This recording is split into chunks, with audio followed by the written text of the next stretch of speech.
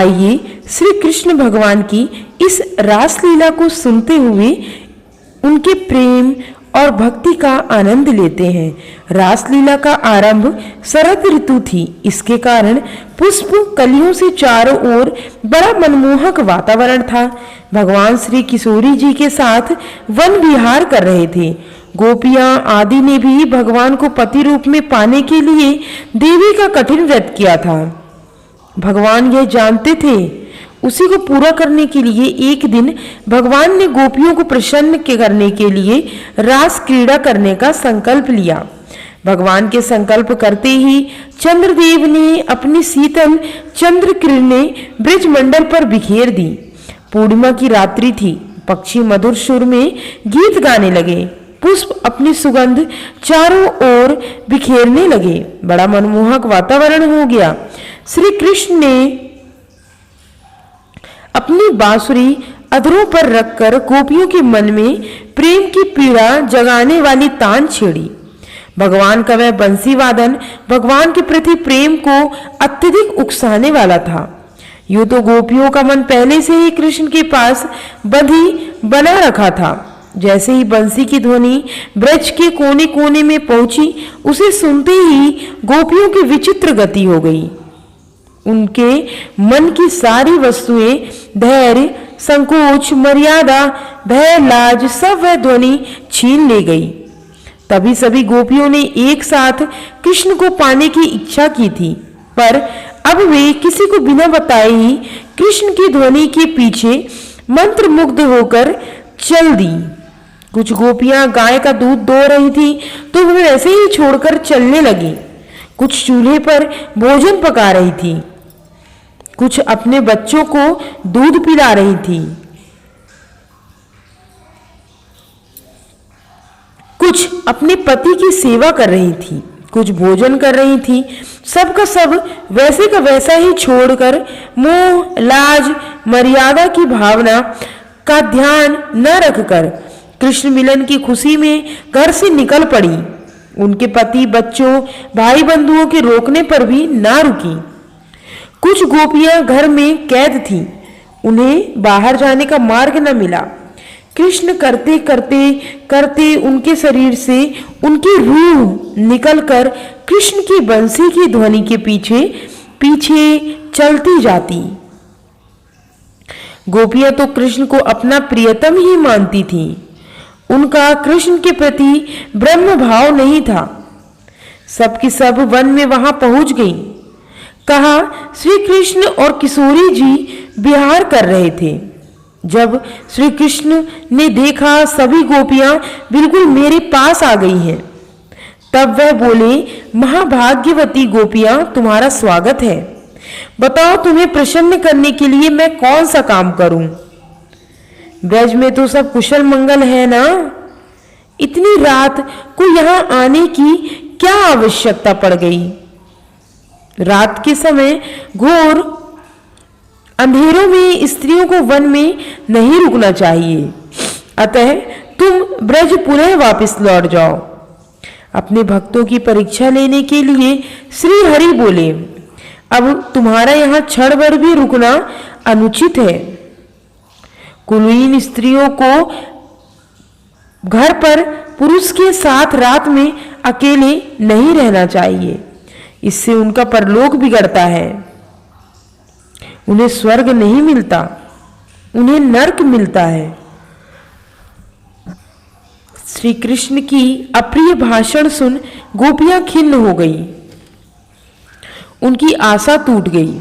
वे चिंता के अथाह सागर में डूबने लगी और बोली, तुम बड़े निर्मोही हो कृष्ण। तुमने तो पल भर में ही हमें पराया कर दिया। तुम हमें स्वर्ग नरक का पाठ पढ़ा रहे हो और हमने तो उसके बारे में कभी सोचा ही नहीं।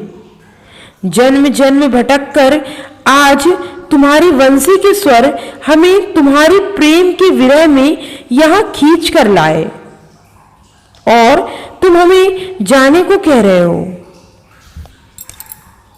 उन्होंने अपने सिर नीचे लटका लिए और पैरों के नाखूनों से जमीन खुरेदने लगी।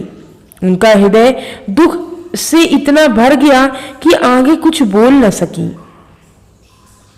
किसी प्रकार धीरज रख अपने आंसू पोंछकर गोपियां बोली, प्यारे कृष्ण, तुम हमारे हृदय के भाव जानते हो, इसलिए तुम ऐसे निष्ठुर भरे वचन नहीं बोलना चाहिए।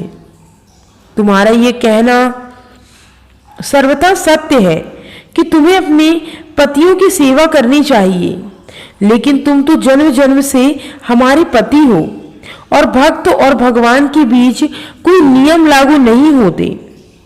भगवान मिलने के बाद तो साक्षात गुरु को भी छोड़ दिया जाता है। हे नंद नंदन, हम पर कृपा करो। भगवान ने जब गोपियों की व्यथा देखी तो भक्त वत्सल भगवान से रहा नहीं गया, इसलिए उन्हें प्रसन्न करने के लिए उन्होंने रास क्रीड़ा आरंभ की। भगवान उनके साथ हंसी मजाक करने लगे और सबके साथ नृत्य किया। भगवान ने 6 मास की एक रात्रि बना दी और निरंतर गोपियों को खुश करने के लिए नृत्य विहार करने लगे।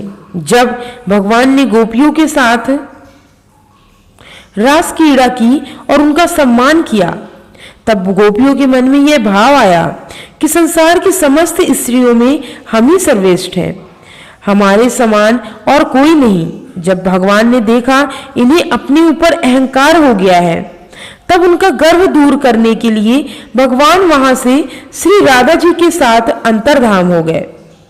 भगवान के अंतर्धाम होते ही गोपियों की वैसी ही गति हो गई जैसे पानी बिन मछली की हो जाती है। वे कृष्ण विरह में तड़पने लगी। फिर वे गोपी कृष्ण की लीलाओं का अनुसरण कर पूरी कृष्णमय हो गई। वे चाल ढाल बोलन आदि में कृष्ण समान ही हो गई। वे अपनी वास्तविकता भुलाकर अपने आप को कृष्ण ही समझ बैठी और बोलने लगी, मैं ही कृष्ण हूं। वे ऊंचे स्वर में कृष्ण का ही गान करने लगी और पल भर में बावरी हो इस वन से उस वन जाकर झाड़ियों में कृष्ण को ढूंढने लगी। वास्तव में भगवान में दूर नहीं थे, वे तो प्रत्येक वृक्ष प्रत्येक जड़ में वास करते थे। लेकिन गोपियां बावरी हो पड़ी, पेड़ों से पूछने लगी, हे पीपल बरगद अशोक, क्या तुमने कहीं हमारे चितचोर को देखा है? फिर पौधों से पूछने लगी, हे तुलसी, तुमने तो अवश्य श्याम सुंदर को देखा होगा। फिर गोपियां बावरी बन भगवान की लीला का अनुसरण करने लगी। कोई पूतना बन जाती तो कोई कृष्ण बन उनका स्तनपान करने लगती, कोई पैणावर्त बन जाती तो कोई बकासुर एक बांसुरी बजाकर कहती मैं कृष्ण हूं, कोई कालिया बन जाती तो कोई उसके सिर पर चढ़कर कहती दुष्ट शाप तू यहां से चला जा। जब कृष्ण को ढूंढती हुई गोपियां आगे बढ़ी तो उन्होंने कृष्ण के चरण पद दिखाई दिए, जिससे उनकी विरह की अग्नि और बढ़ गई। जय श्री राधे राधे। दोस्तों, श्री कृष्ण भगवान की यह रासलीला यदि आपको पसंद आई हो तो मेरे YouTube चैनल उमंग जिंदगी को लाइक शेयर